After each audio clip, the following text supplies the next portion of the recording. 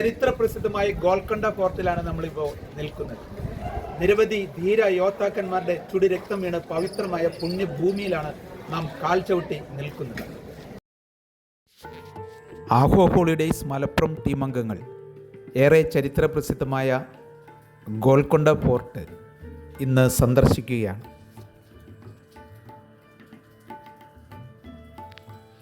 തെക്കേ ഇന്ത്യയിലെ മധ്യകാല രാജവംശമായിരുന്ന കുത്തുബ് ഷാഹി സുൽത്താൻമാരുടെ കേന്ദ്രമായിരുന്നു ഗോൽക്കൊണ്ട കോട്ട.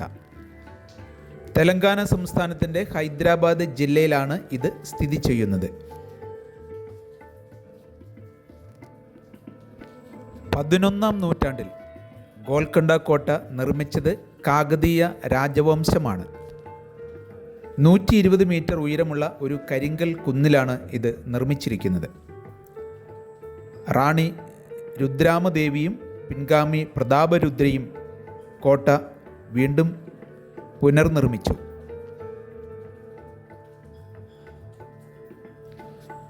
ഗോൽക്കൊണ്ട കേന്ദ്രമാക്കി ഹൈദരാബാദ് ഭരിച്ച കുത്തുബ് ഷാഹി രാജവംശമാണ് കോട്ടയ്ക്ക് ഇന്ന് കാണുന്ന രൂപം നൽകിയത്.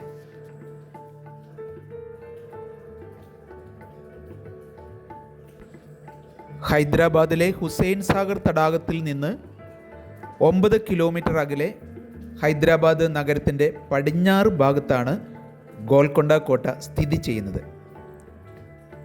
കോട്ട മതിലിന് 5 കിലോമീറ്ററോളം നീളമുണ്ട്. ഇതിൻ്റെ വിസ്തൃതി 3 ചതുരശ്ര കിലോമീറ്ററാണ്. 1143 തന്നെ ഇവിടെ ഒരു കോട്ട ഉണ്ടായിരുന്നു. വാറങ്കൽ രാജാവാണ് അന്ന് ഇവിടെ ഒരു മൺകോട്ട നിർമ്മിക്കുന്നത്. 14ാം നൂറ്റാണ്ടിലും 17ാം നൂറ്റാണ്ടിലും ബംനി സുൽത്താൻമാർ ഇവിടെ ഭരണം നടത്തിയിരുന്നു. പിന്നീടാണ് കുത്തുബ് ഷാഹി രാജവംശം ഇവിടെ ഭരണം സ്ഥാപിച്ചത്.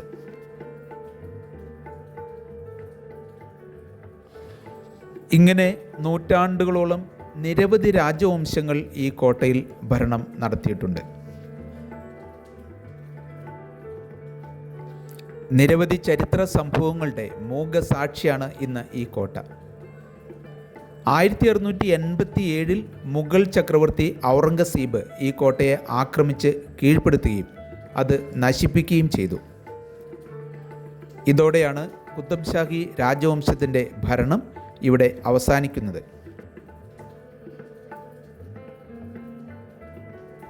8 ഗേറ്റ് വേകളാണ് ഈ കോട്ടയ്ക്കുള്ളത്.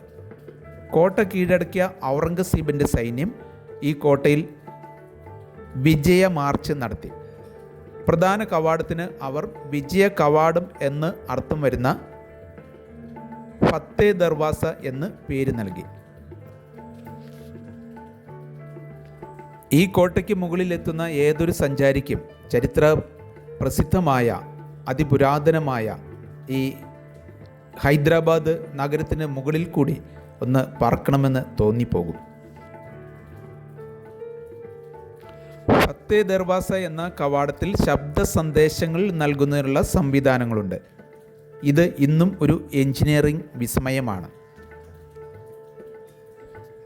താഴികക്കുടത്തിന് കീഴെ കൈ കൊട്ടുന്നത് 1 കിലോമീറ്റർ അകലെയുള്ള കുന്നിൻ മുകളിലെ സ്ഥാപിക്കപ്പെട്ടിരിക്കുന്ന പവലിയനിൽ വ്യക്തമായി കേൾക്കാം.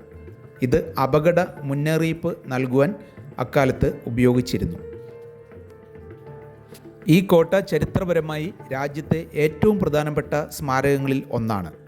ഇത് രാജവസതി കൂടി ആയിരുന്നു. പ്രതാപശാലികളായ കുത്തുബ് ഷാഹികളും നിസാമുകളും 400 വർഷക്കാലം ഈ കോട്ട കേന്ദ്രമായി ഡെക്കാൻ ഭരിച്ചു. കുത്തുബ് ഷാഹി വംശത്തിൻ്റെ ശവകുടീരങ്ങൾ, ആലംഗീർ മസ്ജിദ്,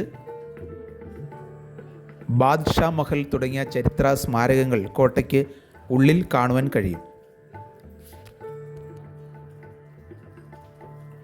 ഏറെ ശ്രദ്ധേയമായ ഒരു കാര്യം ഈ കോട്ടയ്ക്ക് സമീപം വജ്ര ഖനികൾ ഉണ്ടായിരുന്നു എന്നതാണ്.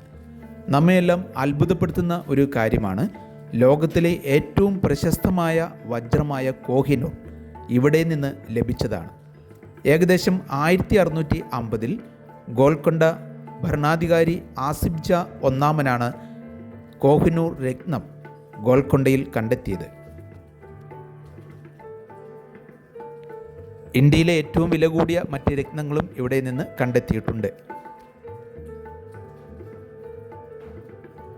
ഇന്ത്യയിലെ ഏറ്റവും പഴക്കം ചെന്ന നഗരങ്ങളിൽ ഒന്നാണ് ഹൈദരാബാദ്. 1000 വർഷങ്ങൾക്ക് മുമ്പേ തന്നെ ഈ പട്ടണം നിലനിന്നിരുന്നു. അന്ന് ഇത് ഗോൽക്കൊണ്ട എന്ന് അറിയപ്പെട്ടിരുന്നു.